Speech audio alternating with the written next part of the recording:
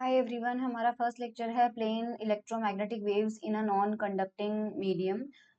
जो non conducting medium है that we will take isotropic dielectric.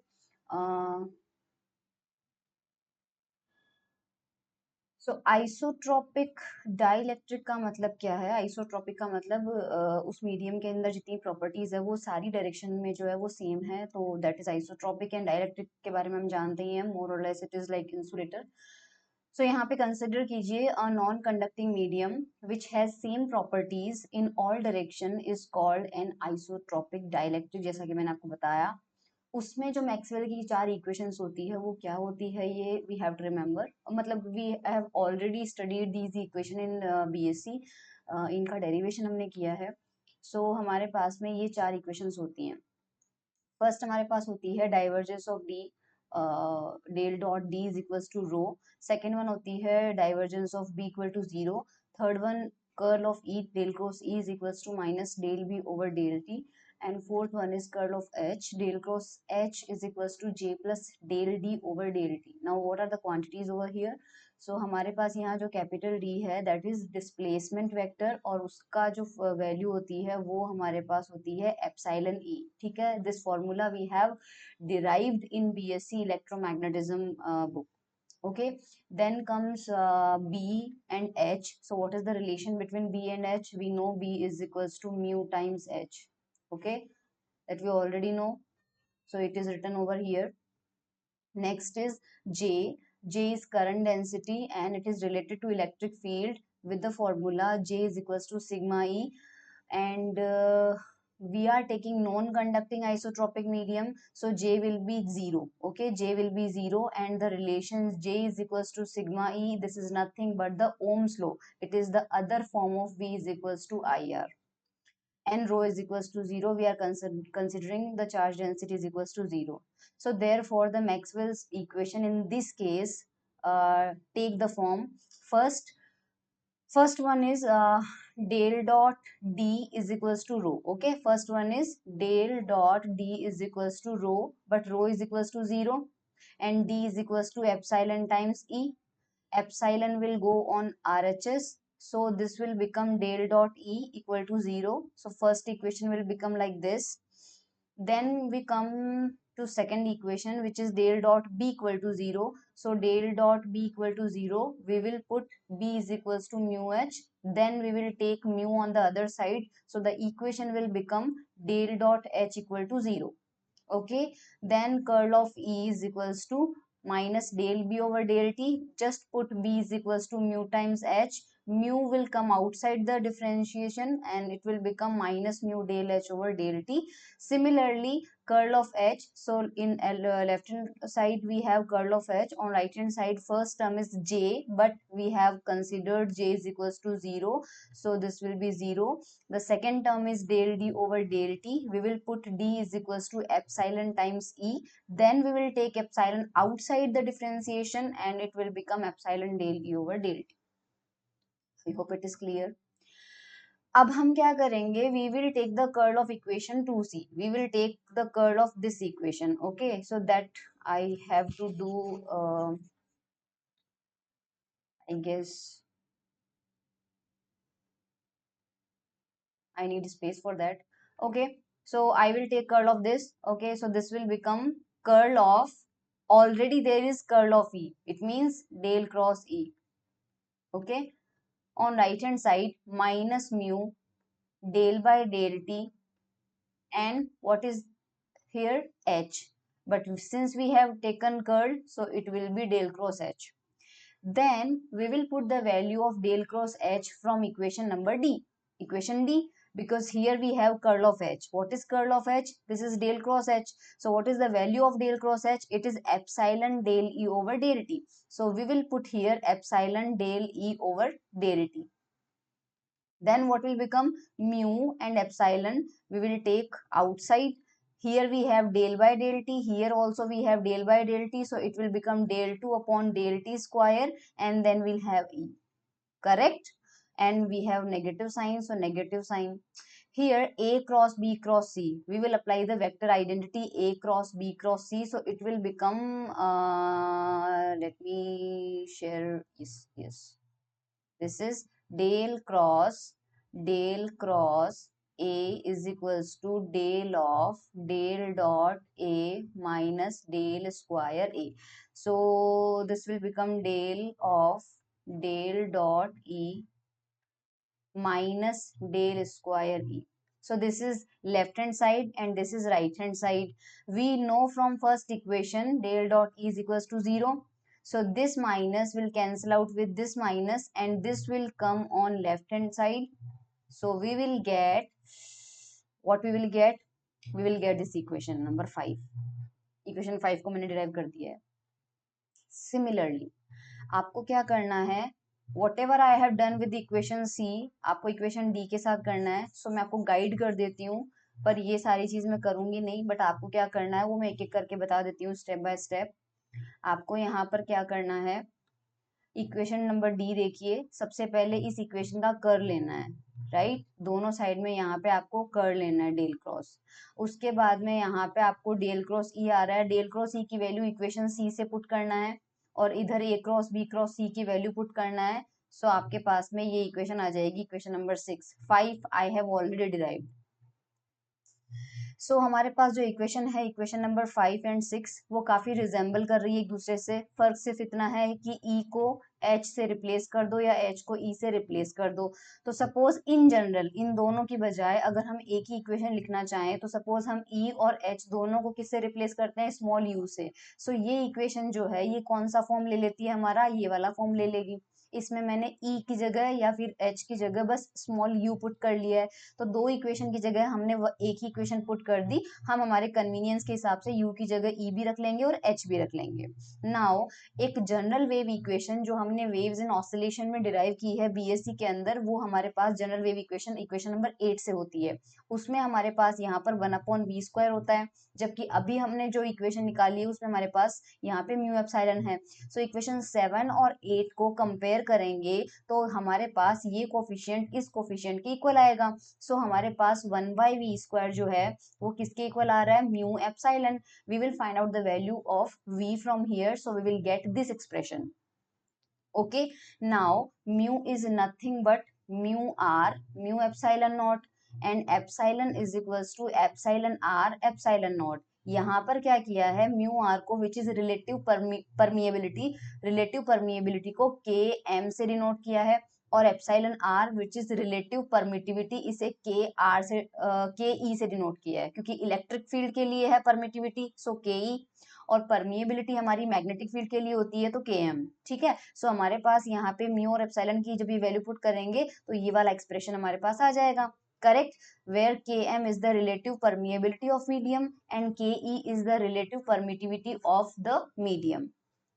Now हम जानते हैं कि 1/μ0 एप्सिलॉन नॉट जो होता है वो सी के इक्वल आता है. अगर आपको ये नहीं मतलब समझ में आ रहा है तो आप μ0 एक कांस्टेंट होता है जिसकी वैल्यू गूगल पे सर्च करके यहाँ पे लिख लेना, और एप्सिलॉन नॉट की वैल्यू भी अगर आप पुट करना चाहो तो वो भी वैल्यू पुट कर लेना. आपको सी की वैल्यू के बराबर वैल्यू मिलेगी अगर लेफ्ट हैंड साइड को सॉल्व करते हैं, बिकॉज लेफ्ट हैंड साइड में दोनों टर्म कॉन्स्टेंट है.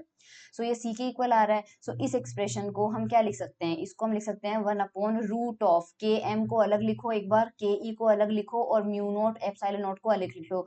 फिर सिर्फ जो μ0 एप्सिलॉन नॉट है इतने वाले पार्ट को हम क्या लिख सकते हैं, सी लिख सकते हैं. सो हमें एक्सप्रेशन मिलेगा C/KM/KE. करेक्ट. उसके बाद एक इक्वेशन तो हमें इक्वेशन नंबर 10 मिल चुकी है.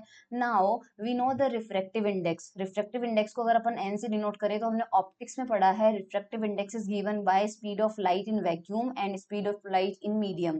तो एन इज इक्वल टू हमारे पास क्या होता है, C/V होता है. यहाँ से अगर V की वैल्यू निकाले तो कितना मिलेगा, C/N मिलेगा. और यहाँ से अगर अपन V की वैल्यू निकालें तो C/ ये मिल रहा है. Now equation this and equation this, देखो इसको और इसको कंपेयर करो तो ऊपर दोनों साइड में C है, लेफ्ट हैंड साइड में दोनों के V है. करेक्ट. तो जो डिनोमिनेटर है वो भी इक्वल होना चाहिए. तो डिनोमिनेटर को कंपेयर करेंगे तो we will get equation number 12. Equation number 12 हमें मिल जाएगा for non magnetic material, non magnetic material में मैग्नेटिक प्रॉपर्टीज नहीं होती है, इसलिए उसकी मैग्नेटिक यानी परमिएबिलिटी जो होती है वो किसके इक्वल होती है, 1 के इक्वल होती है। तो नॉन मैग्नेटिक मटेरियल के लिए Km 1 होगा, तो इस एक्सप्रेशन के अंदर Km को 1 रखेंगे तो n is equals to root K हो जाएगा। आपके पास एग्जाम में ये भी आ सकता है कि prove that refractive index from for non magnetic material is given by n is equals to epsilon r। तो ध्यान रखिएगा ये सेम चीज हमने अभी डिराइव की है, बस एप्सिलॉन r को हमने के ई से रिप्रेजेंट किया है, या फिर n square is equals to K e हो जाएगा। चलिए, सो अब बिकॉज हमारे पास वी स्क्वायर की वैल्यू आ चुकी है, सो हमारे पास जो जनरल वेव इक्वेशन थी हम इलेक्ट्रिक फील्ड की भी लिख लेते हैं और एच की मैग्नेटिक फील्ड की भी लिख लेते हैं। यहाँ पर हमारे पास म्यू ई एप्सिलॉन था, उसकी जगह हमने 1/v² लिख लिया, इसकी जगह भी हमने 1/v² लिख लिया। Now we know equation 14 and 15 both are second order differential equation. The solution of such equations are given by these kind of expression. इनके सॉल्यूशन हमने बहुत बार पढ़े हैं, जब हम जनरल वेव इक्वेशन पढ़ रहे थे तब भी हमने देखा था कि इनके सॉल्यूशन साइन थीटा में या कॉस थीटा में या फिर एक्सपोनेंशियल में होते हैं। सो जो प्लेन वेव सॉल्यूशंस होते हैं वही हमने लिए हैं। सो यहाँ पे इलेक्ट्रिक फील्ड का सॉल्यूशन है और ये इक्वेशन नंबर 15 यानी कि मैग्नेटिक फील्ड का जो इक्वेशन है उसका सॉल्यूशन हमने लिया है। ई नोट एंड एच नोट यहाँ पर कॉम्प्लेक्स एम्पलीट्यूड है, और जो के है यहाँ पर के वेव प्रोपेगेशन कांस्टेंट है। के का वेव प्रोपेगेशन कांस्टेंट होने की वजह से ऑब्वियसली यहाँ पे आर के साथ में डॉट प्रोडक्ट हुआ है, इसका मतलब के वेक्टर क्वांटिटी है। सपोज जिस ये के वेव प्रोपेगेशन जो कांस्टेंट होता है इसकी जो डायरेक्शन होती है वो कौन सी डायरेक्शन में ली जाती है, जिस डायरेक्शन में वेव प्रोपेगेट कर रही है यानी कि जा रही है। तो suppose the wave is travelling like this, so this is the direction of के। करेक्ट। मान लीजिए इसका मैग्नीट्यूड है के और जिस डायरेक्शन में वेव प्रोपेगेट कर रही है उस डायरेक्शन में यूनिट वेक्टर होता है एन के। अब ध्यान रखिए, जब मैं रिफ्रैक्टिव इंडेक्स लिखूंगी तो मैं सिंपली एन लिखूंगी, लेकिन अगर एन के ऊपर कैप लगा देती हूँ तो इसका मतलब जिस डायरेक्शन में वेव प्रोपेगेट कर रही है उस डायरेक्शन में यूनिट वेक्टर की बात हो रही है। और के का फॉर्मूला हम जानते हैं कितना होता है, 2π/λ। तो ये आ जाएगा 2π/λ एन के। सो यहाँ पर देखिए k इज इक्वल्स टू के एन, ये कैप इन्होंने n पे लगाना था, 2π/λ एन कैप। और हम जानते हैं कि k जो होता है वो ω/v होता है, ये फॉर्मूला हमने बीएससी के अंदर ही पढ़ा है, तो हमारे पास ω/v एन कैप आ जाएगा। Now relative directions of E and H, यानी ई और एच जो होते हैं वो एक दूसरे के साथ में किस एंगल पे होते हैं, that we have to derive. So exam में इसका प्रूफ भी आ सकता है कि प्रूव कीजिए कि ई जो इलेक्ट्रोमैग्नेटिक वेव्स होती है they are transverse in nature. Transverse का मतलब होता है कि जो उनके इलेक्ट्रिक फील्ड और मैग्नेटिक फील्ड की जो डायरेक्शन है वो वेव प्रोपेगेशन डायरेक्शन के परपेंडिकुलर होता है, that we have to prove. So हमारे पास दो इक्वेशन मिली थी, del dot equal to 0 and del dot H equal to 0। इन दोनों से हमें क्या मिलता है, k dot equal to 0 and K dot H equal to 0। First वाला मैं प्रूव कर देती हूँ, सेकंड वाला आप प्रूव करना। तो del dot E equal to 0 मुझे प्रूव करना है कि उससे मुझे क्या पता चलता है। करेक्ट। तो देखिए, del dot E equal to 0 है ना, और ई की वैल्यू हमें क्या मिली है अभी, E naught E raise to power i k dot r. मैं वेक्टर फॉर्म वेक्टर नहीं लगा रही हूँ, आप वेक्टर कंसीडर कर लेना, आई ओमेगा टी। करेक्ट। अब हम अगर दोनों साइड यहाँ पे डेल लिखेंगे तो डेल ऑपरेटर जो होता है, क्योंकि यहाँ पर आर दिया हुआ है इसका मतलब ये पोलर कोऑर्डिनेट है, और पोलर कोऑर्डिनेट किस में होता है, आर थीटा फाइव में होता है। तो थीटा और फाइव तो यहाँ पे है ही नहीं थी फंक्शन में, इसलिए हम जो डेल ऑपरेटर है उसमें केवल आर का लेंगे डिफरेंशिएशन, तो हम केवल डेल बाय डेल आर करेंगे। डेल बाय डेल थीटा का भी आना चाहिए, डेल बाय डेल फाई का भी आना चाहिए, but since our function doesn't contain phi and theta, so सिर्फ डेल बाय डेल आर करने से काम चल जाएगा। सो हम क्या करेंगे कि इसका डेल बाय डेल आर करेंगे, तो डेल डॉट ई निकालेंगे, तो डेल डॉट ई में हमें केवल क्या करना है, इसका आर के रिस्पेक्ट में डिफरेंशिएशन करना है। सो हमारे पास ई नोट तो जो एम्पलीट्यूड है वो एज इट इज रहेगा। अब आर के रिस्पेक्ट में डिफरेंशिएशन कर रहे हैं, सो यहाँ पर क्या आएगा, आयोटा के। करेक्ट। सो आयोटा के आ जाएगा साथ में, और साथ में अपने पास आ जाएगा ई रेस टू पावर, और डॉट प्रोडक्ट आएगा हमारे पास में, ध्यान रखना क्योंकि के जो है वो वेक्टर क्वांटिटी है हमारे पास में। सो आई k dot r minus i omega T. Correct. अब ई नॉट और इस आयोटा को रहने देते हैं, और के वेक्टर जो है उसको रहने देते हैं, और साथ में जो रिमेनिंग पार्ट है ई नॉट ई रेस, ये हमारे पास क्या हो गया, वापस से हमें इलेक्ट्रिक फील्ड का वेक्टर मिल गया। सो डेल डॉट ई जो है वो हमारे पास आया आई के डॉट ई। अब बिकॉज ये 0 है तो जाहिर सी बात है ये 0 आएगा। आयोटा को राइट हैंड साइड में भेज देंगे तो हमें क्या मिल जाएगा, k dot E equal to 0। ये सेम चीज जो है अगर अपन मैग्नेटिक फील्ड के साथ में करें, यहाँ पर ई की जगह एच वाला पार्ट लेंगे तो आपको भी सेम चीज करनी है, तो उससे हमें मिल जाएगा k dot H equal to 0। अब अगर दो वेक्टर एक दूसरे के उनके साथ डॉट प्रोडक्ट जब 0 होता है तो इसका क्या मतलब होता है, इसका मतलब होता है कि वो दोनों वेक्टर एक दूसरे के परपेंडिकुलर है। यहाँ से क्या पता चल रहा है कि ई जो है इसका मतलब वो k के परपेंडिकुलर है, और यहाँ से पता चल रहा है कि h जो है वो भी k के परपेंडिकुलर है, और जिस डायरेक्शन में k था हमारे पास में उसको हमने n कैप डायरेक्शन दिया था। इसका मतलब ई जो आ रहा है वो n कैप के परपेंडिकुलर है, और h जो आ रहा है वो भी n कैप के परपेंडिकुलर है। इसका मतलब अगर वेव हमारी जो है मान लीजिए इस डायरेक्शन में जा रही है x डायरेक्शन में, तो इलेक्ट्रिक फील्ड जो है x के परपेंडिकुलर होगा, और मैग्नेटिक फील्ड जो है वो भी x के परपेंडिकुलर होगा। तो इलेक्ट्रिक फील्ड और मैग्नेटिक फील्ड दोनों ही प्रोपेगेशन डायरेक्शन के परपेंडिकुलर होंगे। सो यहाँ पे देखो क्या मिलता है, इक्वेशन नंबर 19 और 19a दोनों हमें पता चल गया। इसका क्या मतलब है, this means that the field vector E and H are both perpendicular to the direction of propagation vector A। ये हमने अभी प्रूव किया है। It means EM waves in isotropic dielectric are transverse in nature, क्योंकि transverse की definition ही क्या होती है कि जो पार्टिकल के वाइब्रेशंस हैं वो प्रोपेगेशन डायरेक्शन के परपेंडिकुलर होना चाहिए। फर्दर इसके बाद हमें और दो इक्वेशन मिलती है। एक इक्वेशन हमें ये मिली थी, curl of E is equals to minus का mu del H by del t, correct, शुरुआत में मिली थी हमें। और एक फोर्थ इक्वेशन मिली थी, curl of H is equals to epsilon del E upon del t. ये डी इक्वेशन थी, ध्यान रखना, ये सी इक्वेशन थी। 2c और 2b देख लेना। इन इक्वेशन से हमें क्या मिलेंगे, इक्वेशन नंबर रिजल्ट मिलेगा 20 और 21। अगेन मैं इस वाले से ये रिजल्ट निकाल देती हूँ, इस वाले से 21 वाला रिजल्ट आप खुद निकाल लेना। सो कर्ल ऑफ ई जो है वो minus mu del H by del t है। इसको लिख लेती हूँ मैं पहले कि curl of E is equals to minus का mu del H upon del t. Let me check कि हमें माइनस दिया हुआ है क्या। यस, इससे हमें मिल रहा है k क्रॉस e, इससे हमें मिल रहा है k cross e is equals to mu omega h। तो ये मैं प्रूव कर देती हूँ।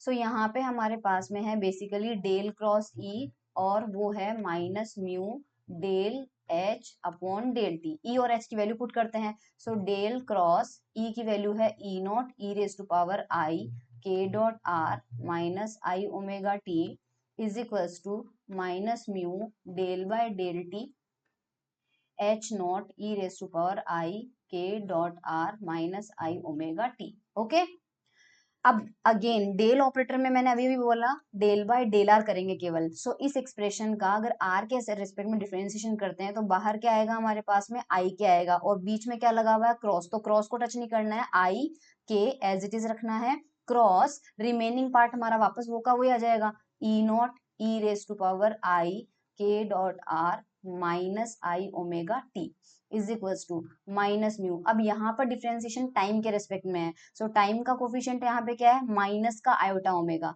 सो माइनस का आयोटा ओमेगा आएगा हमारे पास में, और सिमिलरली वापस H naught E raise to power i k dot r minus i omega t. ठीक है, सो ये मिल जाएगा आई के क्रॉस, ये पूरा का पूरा क्या हो जाएगा, ई। ओके, ये वेक्टर लगा दिया। यहाँ पर माइनस माइनस कैंसिल आउट हो जाएगा, आई म्यू ओमेगा और एच वेक्टर आ जाएगा। आयोटा से भी कैंसिल आउट हो जाएगा, और हमें मिल जाएगा k cross E is equals to mu omega H. Correct, so एक मैंने कर दिया है, और इक्वेशन नंबर सिमिलरली 21 आप खुद प्रूव कर लेना। इससे क्या पता चलता है, k क्रॉस e जो है वो h के बराबर है, और k क्रॉस h जो है वो e के प्रोपोर्शनल आ रहा है। ये मैं बता देती हूँ आपको, एक इससे क्या पता चल रहा है कि k क्रॉस, हाँ यहाँ पे देखिए हमें पता है कि a cross b is equals to, जब c होता है तो ये c क्या होता है, ये a के भी परपेंडिकुलर होता है और ये b के भी परपेंडिकुलर होता है। करेक्ट, इसका मतलब h जो है वो k के परपेंडिकुलर तो होगा ही।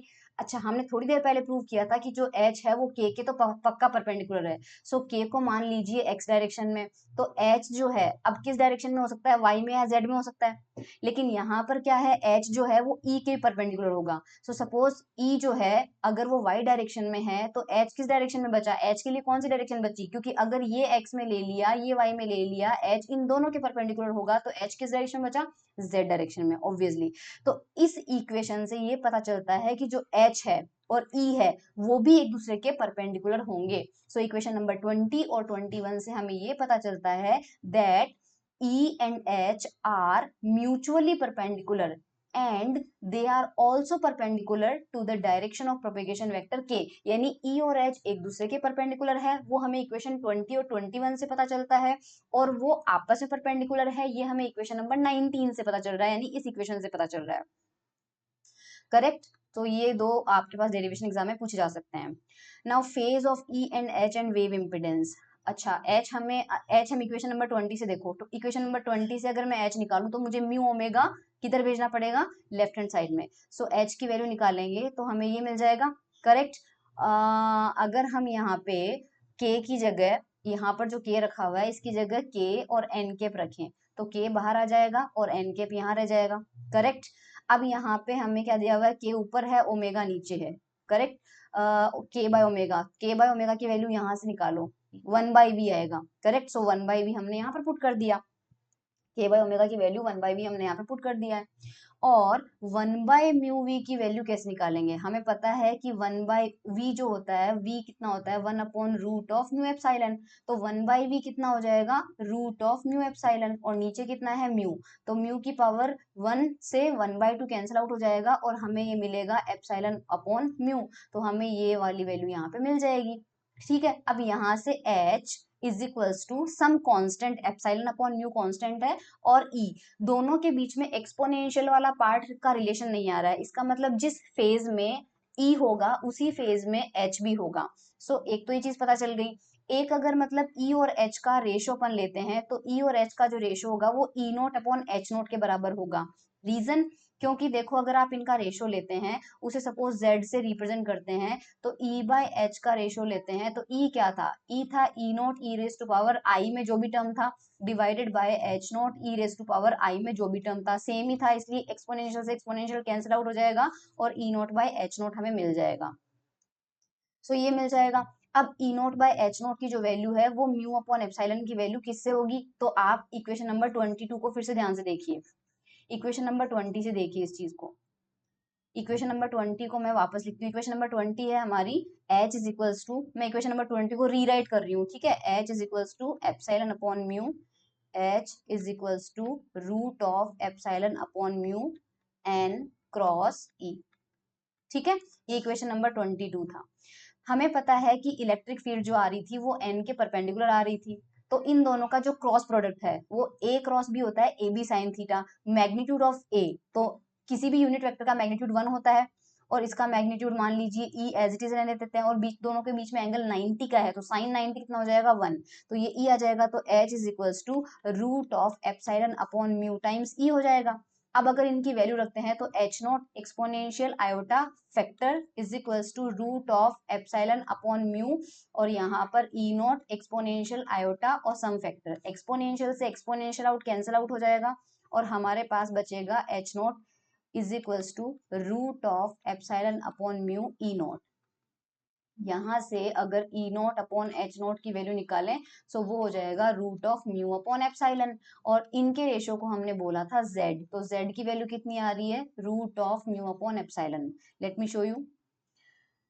सो ये देखिए z इज इक्वल टू आ गया root of mu upon epsilon आ गया, और म्यू की वैल्यू हमने देखी थी, म्यू की वैल्यू थी के एम म्यू नॉट और ये के ई एप्सिलॉन नॉट। ठीक है। अब z से क्यों रिप्रेजेंट किया, तो z जो आता है वो e अपॉन h का रेशियो के बराबर आता है। e की डायमेंशन यहाँ पे लिखी है, सॉरी यूनिट यहाँ पे लिखी है, h की यूनिट यहाँ पे लिखी हुई है, वो आती है ओम के इक्वल, इसलिए इस z को नाम दिया गया है वेव इम्पिडेंस। अब वापस z का जो एक्सप्रेशन है वो इक्वेशन नंबर 23 से फिर से लिखते हैं, तो इक्वेशन नंबर 23 ये था। इसमें क्या करना है अपन को, म्यू नॉट और एप्सिलॉन नॉट वाले टर्म को अलग से किसके इक्वल लिख देते हैं, जेड नोट के इक्वल लिख देते हैं, तो ये एक्सप्रेशन जो आ रहा है हमारा वो जेड नोट के टर्म में आ जाएगा। अब क्योंकि ये वैक्यूम की बात होती है, फ्री स्पेस की बात होती है, इसलिए इसको wave impedance of free space बोलते हैं। ठीक है, इसके बाद हम बात करते हैं पॉइंटिंग वेक्टर की। ठीक है, पॉइंटिंग वेक्टर हमारा होता है एस। एस हमने बीएससी में पढ़ा था, ई क्रॉस एच से दिया जाता है। तो सबसे पहले ई क्रॉस और एच की वैल्यू, एच की वैल्यू मैं रख रही हूँ इक्वेशन नंबर 22 से। एच की वैल्यू ये रखना है इक्वेशन नंबर 22 से। ठीक है, तो 22 से एच की वैल्यू रख दी यहाँ पे। अब इसके अंदर हमारे पास में यहाँ पे दिया हुआ हमें एप्सिलॉन अपॉन म्यू, और इसका उल्टा म्यू अपॉन एप्सिलॉन करो तो वो किसके इक्वल आता है, जेड के इक्वल आता है। सो this quantity will become 1/z। सो हम यहाँ पर 1/z पुट कर देंगे, तो ये 1/z से हमारे पास ये आ जाएगा।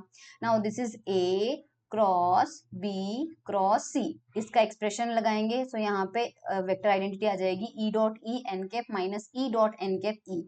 करेक्ट।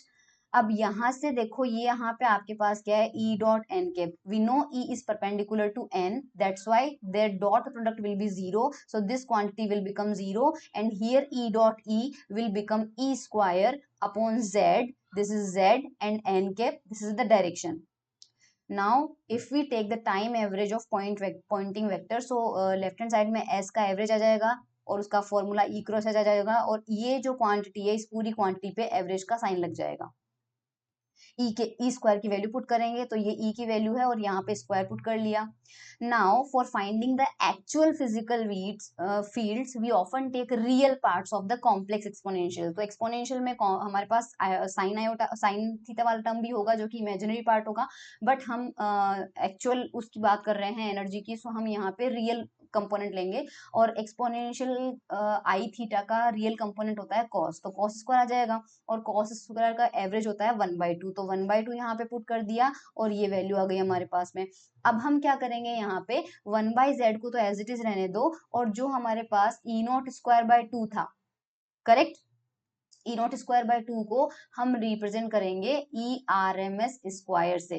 तो यहां से अगर ई आर एम एस की वैल्यू निकालेंगे तो वो कितनी आ जाएगी, ई नॉट बाय रूट 2 आ जाएगी। फिर हम क्या करेंगे, यहाँ पे जो ये 1/z है, इस 1/z की जगह देखो क्या पुट करेंगे, इस 1/z की जगह हम पुट करेंगे इक्वेशन नंबर 24 से ये वाली वैल्यू। 1/z की जगह z नॉट के टर्म्स में जो वैल्यू आ रही है वो हम यहाँ पे पुट करेंगे, सो हमें ये वैल्यू मिल जाएगी। करेक्ट। अब हम यहाँ पे क्या करेंगे, ये वैल्यू यहाँ तक आ चुकी है, इसको यहाँ पर ऐसे लिख सकते हैं, कैसे, ऊपर जो हमें मिला हुआ है दैट इज रूट ओवर के ई अपॉन के एम, ये हमारे पास है, इसको हम क्या लिख सकते हैं, रूट ऑफ के ई के एम अपॉन के एम, क्योंकि इसको सॉल्व करो, सॉरी इसको सॉल्व करो तो यहाँ पावर 1 है और यहाँ पावर 1/2 है, तो 1/2 पावर से 1 कैंसिल आउट हो जाएगा और हमें वापस यही मिल जाएगा। सो इसको इस तरह से लिख दिया, बाकी रिमेनिंग टर्म को हमने एज डिस छोड़ दिया। हमने थोड़ी देर पहले प्रूव किया था कि रिफ्रैक्टिव इंडेक्स एन जो होता है वो इसके बराबर होता है, तो जो न्यूमरेटर में टर्म है उसको एन से रिप्रेजेंट करेंगे, रिमेनिंग टर्म्स को हम एज इट इज छोड़ देंगे। सो एन बाई के एम छोड़ के रिमेनिंग पार्ट जो आ रहा है उसको हम क्या करेंगे, ये फ्री स्पेस के टर्म्स कंटेन है इसमें, सो इसको हम फ्री स्पेस का जो पॉइंटिंग वेक्टर है उसका टाइम एवरेज मान लेंगे। ठीक है, तो ये हमें पता चल गया है यहाँ पे। अब power flow and energy density की बात अपन करते हैं।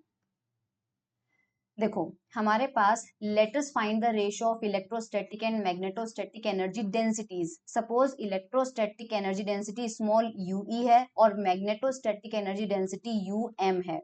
सो हमारे पास इनके फॉर्मूले हमने बीएससी में पढ़ रखे हैं, half epsilon E square half mu H square. So यहाँ कैंसिल आउट होगा 1/2 वाला फैक्टर, और रिमेनिंग हमारे पास ये बच जाएगा। We know z is equals to E by H होता है, तो ये E square upon H square है, तो यहाँ पर क्या आ जाएगा, जेड स्क्वायर आ जाएगा। और फिर z हमारे पास पता है कितना होता है, रूट ऑफ म्यू एप्सिलॉन, तो z स्क्वायर कितना हो जाएगा, म्यू अपॉन एप्सिलॉन, और ये वैल्यू आ जाएगा 1। तो यहाँ से हमें मिल रहा है u is equals to u m मिल रहा है। तो एक तो रिलेशन हमें मिला, this implies that for the case of EM waves in an isotropic dielectric the electrostatic energy density u e is equal to the magnetostatic energy density u m. ठीक है, अगर टोटल निकालें यूई प्लस यूएम, तो since both are equal तो 2ue लिख दो, और 2 twice of 1/2 epsilon e square becomes epsilon e square. if we take the time average, तो इधर एवरेज का साइन लगा देंगे, इस पे भी एवरेज लगाना पड़ेगा, लगा दिया। एप्सिलॉन पे एवरेज लगाने का कोई मतलब नहीं है क्योंकि उसमें टाइम का फंक्शन नहीं है। ई स्क्वायर आ जाएगा, ई की वैल्यू रख दी, फिर से रियल कंपोनेंट लेंगे, कोस स्क्वायर आ जाएगा, 1/2 आ जाएगा, और ई स्क्वायर बाय 2 को E R M S square अपन ने लिखा था। Now if we take the ratio of average of S upon average of, यहाँ म्यू नहीं है, यहाँ पर यू ई है, या जो भी, सॉरी यू मान लो सिंपली, जो हमने अभी अभी निकाला है, दैट इज, सो एस का एवरेज हमने ये निकाला था, और ये रहा यू का एवरेज जो हमने अभी निकाला है। ई आर एम एस से ई आर एम एस का स्क्वायर कैंसिल आउट हो जाएगा and we will get 1/z epsilon. Z की वैल्यू पुट करेंगे root of mu epsilon, epsilon की पावर 1/2 से 1 पावर कैंसिल आउट हो जाएगा, और हमारे पास बचेगा ये वाला टर्म, करेक्ट। 1/μ एप्सिलॉन हमारे पास वेलोसिटी होता है, तो वीएन हो जाएगा। सो हमारे पास फिर इस u को राइट हैंड साइड में भेजेंगे तो ये v से मल्टीप्लाई हो जाएगा and will get this equation, और या फिर हम इसे एवरेज के टर्म में लिखे तो ये हो जाएगा। s जो होता है वो एनर्जी फ्लक्स होता है, और u जो होता है हमारे पास एनर्जी डेंसिटी होता है। सो एनर्जी डेंसिटी को वेलोसिटी से मल्टीप्लाई करने से एनर्जी फ्लक्स मिलता है। इसको थ्योरेटिकल वे में क्या बोलेंगे, बोलेंगे द एनर्जी डेंसिटी, मतलब ये जो u है एनर्जी डेंसिटी, इक्वेशन 28b को ध्यान से देखिए, energy density associated with an EM wave in homogeneous non-conducting medium propagates with the same speed with which the field vectors do, क्योंकि E और H जो हैं ये आपके फील्ड वेक्टर हैं, ये v स्पीड से ट्रेवल कर रहे थे, और यहाँ से हमने देखा एनर्जी डेंसिटी भी v से ट्रेवल कर रही है। सो एनर्जी डेंसिटी भी हमारी v से ही ट्रेवल करती है। सो एग्जाम में you may be asked that prove that the energy density travels with the same speed with which the field vectors do. So this equation number 28b you have to prove. ये summarizing है, summarizing हमें करना नहीं है. So that was all about electromagnetic wave in non-conducting medium.